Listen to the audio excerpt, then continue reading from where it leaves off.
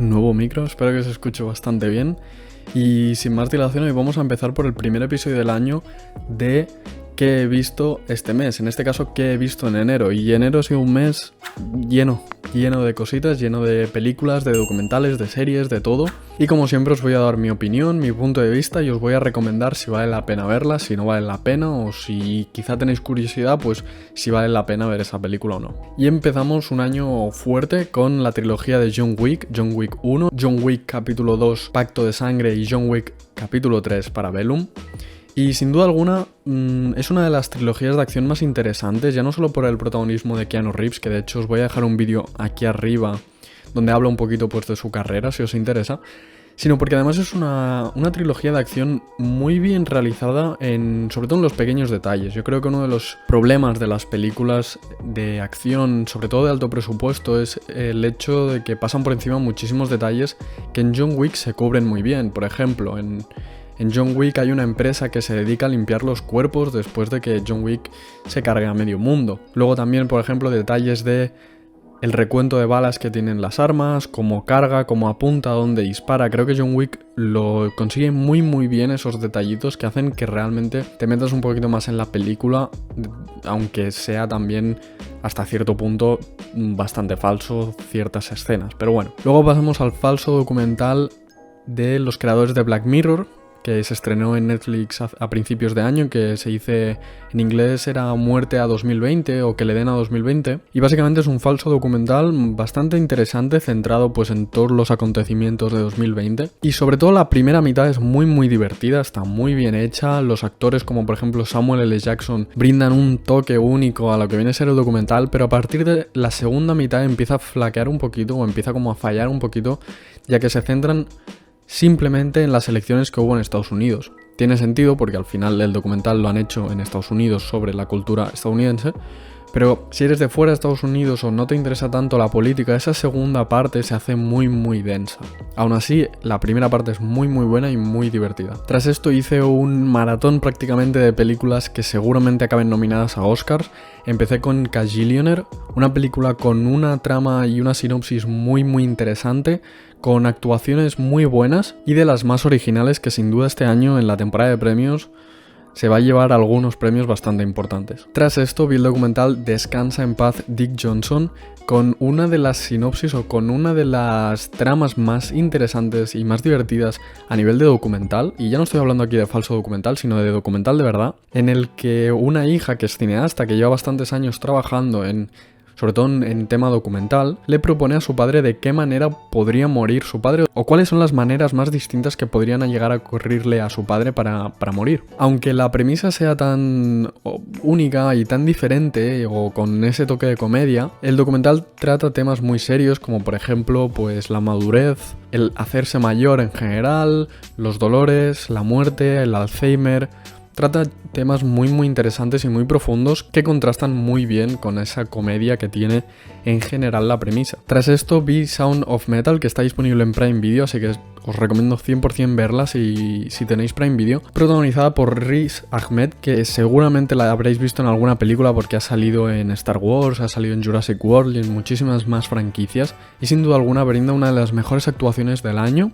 La sinopsis básicamente es un batería de heavy metal que se queda sordo, ya de lidiar con eso. Sin duda alguna es de las películas más interesantes y más bien hechas de este año, y también la veremos en los Oscars, en los Globos de Oro y en todos los premios que vayan saliendo. Tras esto vi Nomadland, dirigida por Chloe Zhao, que apunta a ser la ganadora a mejor película del año en los Oscars. Lleva una temporada muy buena, lleva ganando muchos premios y se lleva muy buena crítica.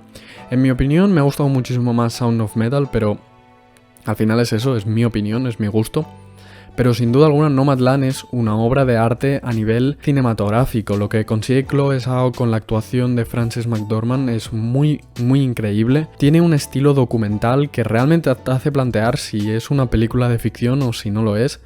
porque trata temas muy naturales, muy humanos y presenta una realidad que mucha gente yo creo que desconoce. Sin duda alguna, Chloe Zhao es una de las directoras de cine con mayor proyección dentro de la industria y puede llegar a ser una de las mejores directoras de Hollywood. Luego pasamos a Another Round o Otra Ronda, una película de Dinamarca, si no me equivoco, que está protagonizada por Mads Mikkelsen, que seguramente también os suene porque lleva muchísimos años haciendo películas internacionales, salió también en Star Wars, y es una película muy divertida, pero que toca temas serios y dramáticos.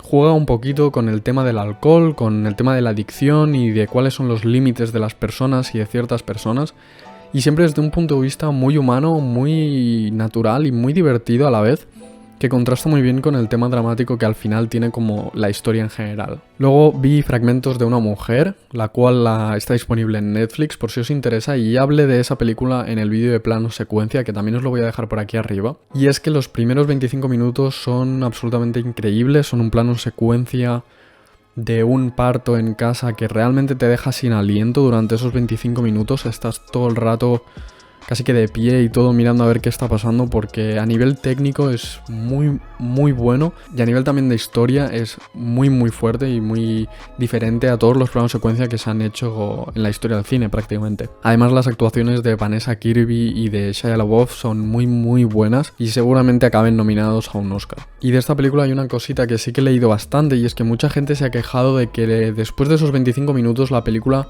reduce mucho su nivel o su ritmo, y desde mi punto de vista creo que lo hace de una manera perfecta. Obviamente ha de bajar el ritmo porque esos primeros 25 minutos son muy intensos y es obvio que después no va a llegar a ese nivel, pero igualmente es muy duro. Al final se compara un poco como una montaña rusa. Tras la montaña rusa, cuando estás andando por el parque aún sientes ese subidón que has tenido de adrenalina en la montaña rusa, aún sientes eso andando por el parque, y yo creo que esta película es lo mismo. Esos 25 minutos son la montaña rusa y tras eso estás todo el resto de la película pensando en lo que acabas de ver y lo notas de una manera diferente y te pones en cierta manera en la piel de la protagonista.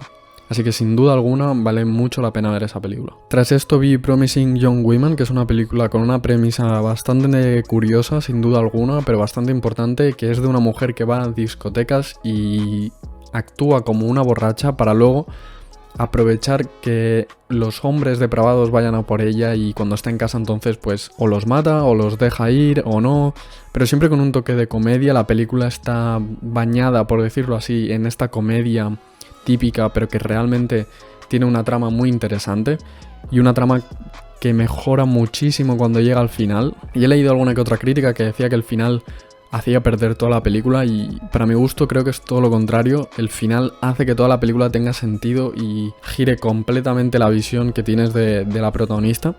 Así que sin duda alguna vale muchísimo la pena ver esa película. Y tras esto pasé a Maratón de Star Wars. Os hice el vídeo de cómo ver o en qué orden ver Star Wars, que de hecho os lo voy a dejar por aquí arriba también. Y el orden en el que vi fue el machete. Vi simplemente episodios 4, 5, luego vi el 2 y el 3 y luego ya hice 6, 7, 8 y 9. Y bueno, ya os haré un vídeo mucho más detallado y de una duración bastante más larga, simplemente hablando de mi opinión y de por qué creo que Star Wars es muy importante para la cultura del cine y para la cultura popular en general. Pero básicamente comentar que la trilogía original de 1977 es una obra de arte, ha ayudado y ha abierto muchísimas puertas dentro del cine, sobre todo el cine de ciencia ficción. Las precuelas al principio las odiaba, no me gustaban nada, pensaba que estaban muy mal hechas, pero con los años les he empezado a tener un cariño especial y las he empezado a ver de una manera muy distinta, ya que creo que el hecho de que los efectos especiales estén hasta cierto punto bastante mal hechos o estén como muy forzados tiene su encanto. Los diálogos que hay en películas como el episodio 2 son únicos y son bastante malos, porque hay que decirlo que son bastante malos, pero aún así tienen ese encanto que dura durante los años, y que tras ver la trilogía final con esa desorganización a nivel de narrativa de toda la saga, de toda la trilogía, las precuelas me parecen muy buenas películas. Tras esto vi The Father o El Padre, una película protagonizada por Anthony Hopkins y Olivia Colman, que trata sobre una persona mayor que tiene Alzheimer y que está viviendo con su hija.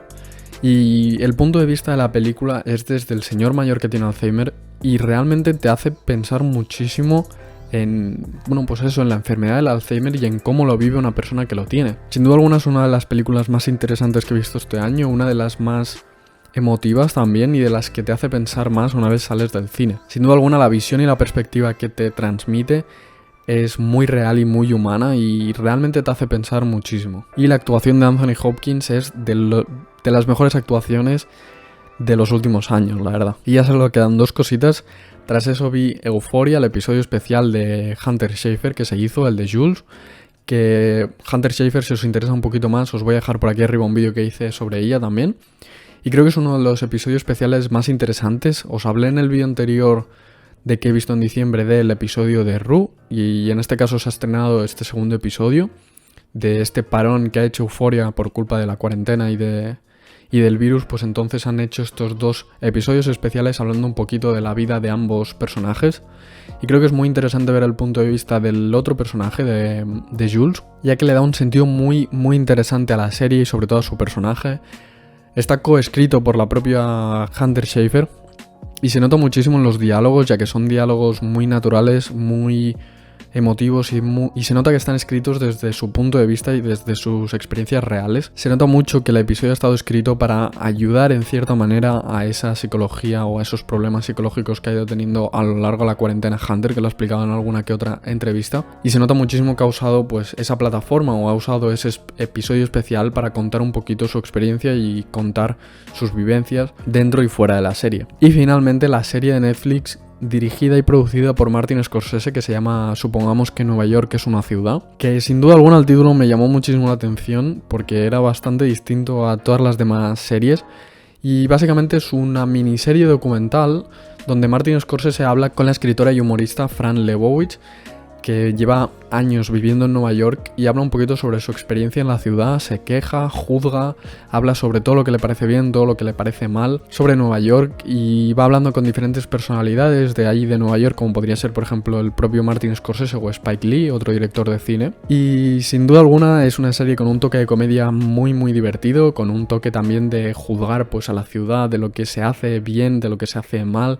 y lo hace de una manera muy única. Y sin duda alguna al final es una serie donde se escucha a Fran Lebowitz quejarse sobre Nueva York y a Martin Scorsese reír sin parar, así que si os interesa, sin duda alguna es una serie muy interesante a ver. Y hasta aquí el primer episodio, ha sido un episodio bastante completo porque este mes... Así que si os ha gustado no olvidéis darle a like, suscribíos, comentad qué habéis visto vosotros este mes y nos vemos en el próximo vídeo. Adiós.